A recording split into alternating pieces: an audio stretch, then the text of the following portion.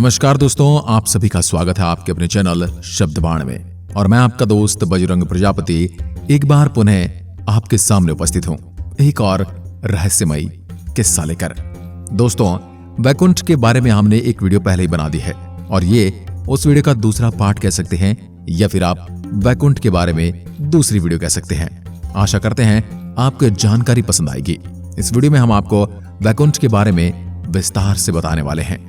आपके दिमाग में भी कभी न कभी यह ख्याल तो आया ही होगा कि मोक्ष प्रदान करवाने वाला वैकुंठ कैसा होगा। क्या वहां पर शरीर के साथ पहुंचा जा सकता है, या फिर वहां केवल हमारी आत्मा ही जा सकती है? इसके अलावा हमारे मन में यह सवाल भी आता है कि वैकुंठ का मतलब क्या होता है, मोक्ष क्या है और क्या मोक्ष के अलग अलग प्रकार होते हैं? इन सभी प्रश्नों के जवाब हमें हरिवंश पुराण, भागवत पुराण, विष्णु पुराण और ब्रह्म वैवर्त पुराण से मिलते हैं।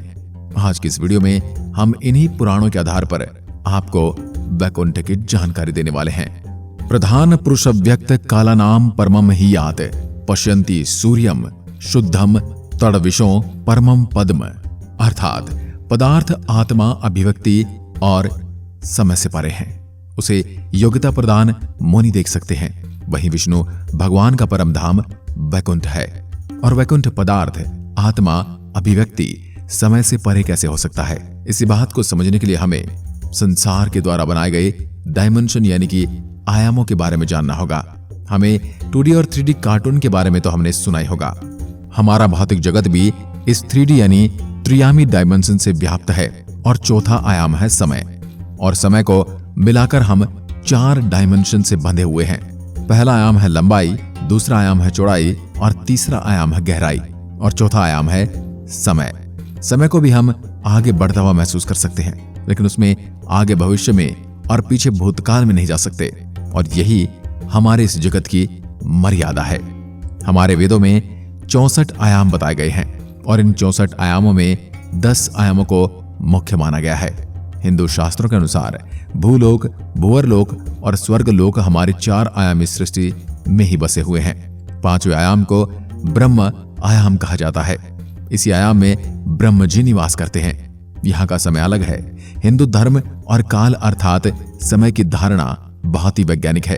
एक त्रस रेणु से लेकर एक क्षण तक, एक क्षण से लेकर एक दंड तक, दंड से लेकर मुहूर्त तक, और मुहूर्त से लेकर प्रहर, और प्रहर से लेकर दिवस तक, दिवस से लेकर पक्ष तक, और 2 पक्ष का एक माह, और 2 माह की एक ऋतु, 6 माह का एक अयन, और 2 अयन का एक वर्ष, एक वर्ष का देवताओं का एक दिन, देवताओं के 12,000 वर्ष का एक महायुग, 71 महायुगों का एक मनवंतर, 14 मनवंतरों का एक कल्प यानी ब्रह्मा का एक दिन, और एक दिन जितनी है ब्रह्मा जी की रात्रि।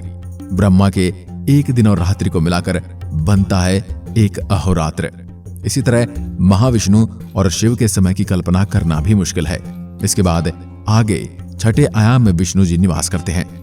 महाविष्णु के भी 3 भाग हैं, कारणोदक्षयी विष्णु, गर्भोदक्षयी विष्णु और क्षीरोदक्षयी विष्णु। इसमें कारणोदक्षयी अर्थात महाविष्णु तत्व आदि का निर्माण करते हैं, जिसमें इन 5 आयामों का निर्माण होता है। ऐसे ही महत कहा जाता है, और जिसके उदर में समस्त ब्रह्मांड है।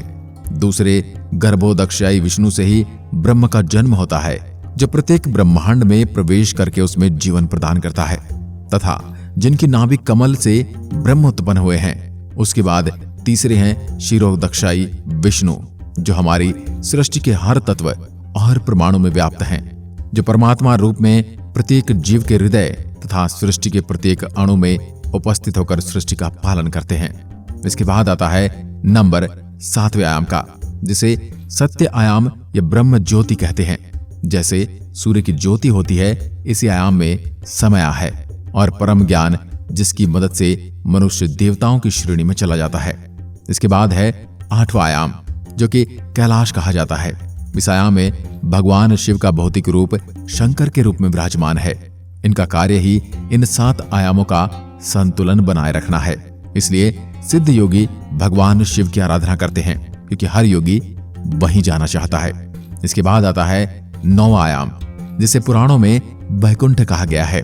इसी आयाम में नारायण निवास करते हैं, जो हर आयाम में चलते हैं। मोक्ष को प्राप्त करने का मतलब है इसी आयाम में समा जाना। हर आयाम इसी से बना है और यही आयाम सभी आयामों का निर्माण करता है। मोक्ष की प्राप्ति कर हर आत्मा शून्य में लीन होकर इसी आयाम में लीन हो जाती है।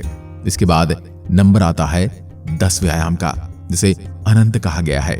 हम आपको यहां बता दें कि अनंत से ही महत और महत से ही अंधकार, अंधकार से ही आकाश, आकाश से ही वायु, वायु से अग्नि, अग्नि से जल, जल से पृथ्वी, पृथ्वी से औषधि, औषधि से अन्न, अन्न से वीर्य, वीर्य से पुरुष अर्थात शरीर उत्पन्न होता है। पुरुष का अर्थ यहाँ मनुष्य या इंसान नहीं है, बल्कि जो भी जीव शरीरधारी होता है। यह अनंत ही परम सत्ता परमेश्वर अर्थात परमात्मा ईश्वर ब्रह्म है। यह अनंत ही परम सत्ता परमेश्वर अर्थात परमात्मा है। संपूर्ण जगत की उत्पत्ति सी ब्रह्म से हुई है। इस आयाम के मालिक भगवान शिव हैं। भगवान शिव सभी 10 आयामों में या कहें कि 64 आयामों में जा सकते हैं। तो आप समझ गए होंगे कि इस 9वें आयाम में आए हुए वैकुंठ में जाने के लिए आपको कितनी उच्च कोटि की आध्यात्मिक उन्नति प्राप्त करने की आवश्यकता है और अपने जीवन को कितना उत्तम और कितना उच्च कोटि का बनाना होगा। तब जाकर हमारी आत्मा वैकुंठ पहुंच सकती है और तब जाकर हम उत्तम जीवन व्यतीत करने के लिए वैकुंठ जाने की योग्यता प्राप्त कर लेते हैं। तब हमारी मृत्यु हो जाने के बाद भगवान विष्णु के दूत आकर हमारी आत्मा को ले जाएंगे। वैकुंठ पहुंचते समय रास्ते में विरजा नाम की नदी आती है, लेकिन ये विरजा नदी असल में है क्या? तो हम आपको बता दें कि विरजा नदी 9वें आयाम का बाहरी आवरण है और इस आवरण को भेद कर ही आप 9वें आयाम में दाखिल हो सकते हैं। वैकुंठ के बाहर बहने वाली नदी कहें या आवरण भौतिक और आध्यात्मिक दुनिया को विभाजित करती है। इसमें डुबकी लगाने के बाद आत्मा भोग, दर्द, क्रोध और अन्य भौतिक वादी इच्छाओं से मुक्त हो जाती है। फिर वह आत्मा आगे बढ़ती है और भगवान विष्णु के वैकुंठ में पहुंच जाती है। आज की वीडियो में बस इतना ही। अगर वीडियो पसंद आया तो लाइक कीजिए और ऐसी वीडियो देखने के लिए हमारे चैनल को सब्सक्राइब जरूर करें। धन्यवाद।